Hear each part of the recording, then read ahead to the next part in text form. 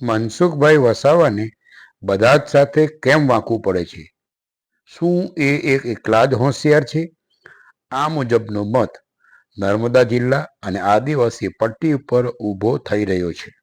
ભૂતકાળમાં અહીંના ધારાસભ્ય હર્ષદભાઈ વસાવા હોય, શબ્દશરણ તડવી હોય, ઝઘડીના ધારાસભ્ય છોટુભાઈ વસાવા હોય, રીતેશભાઈ દેશમુખ હોય કે ગણપતભાઈ વસાવા હોય કે બીજા ભાજપના ઘણા નેતા હોય, બધા જ લોકો પર હાવી થવાનો એમનો સ્વભાવ રહ્યો છે. છેલ્લા 3 વર્ષથી એમને અમે સહન કરીએ છીએ. દરેક મિટિંગોમાં અમને નીચું દેખાડવાના પ્રયાસો કરે છે, અધિકારીઓને તતડાવી નાખીને દબાવી દેવાના પ્રયાસો થાય છે.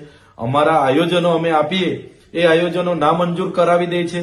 પોતાના જ બધા આયોજનો મંજૂર કરાવવાના અને પોતાનું કીધેલું જ થાય એ પ્રકારના અધિકારીઓ પર રૂબાબ જમાવવામાં આવે છે.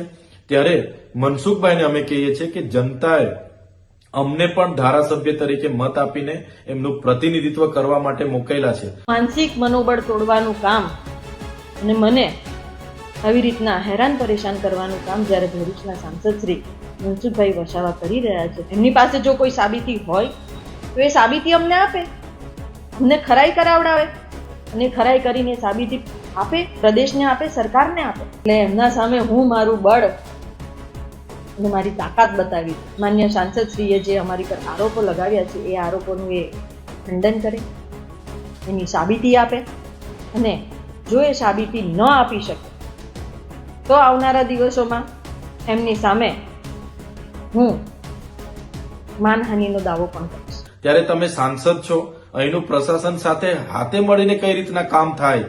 તમે ભરૂચના સાંસદ છો તો ભરૂચ પણ જાઓ, ત્યાંના પ્રશાસન સાથે મળીને, ધારાસભ્યો સાથે મળીને કઈ રીતના કામો થાય એ દિશામાં તમારે વિચારવાનું હોય છે.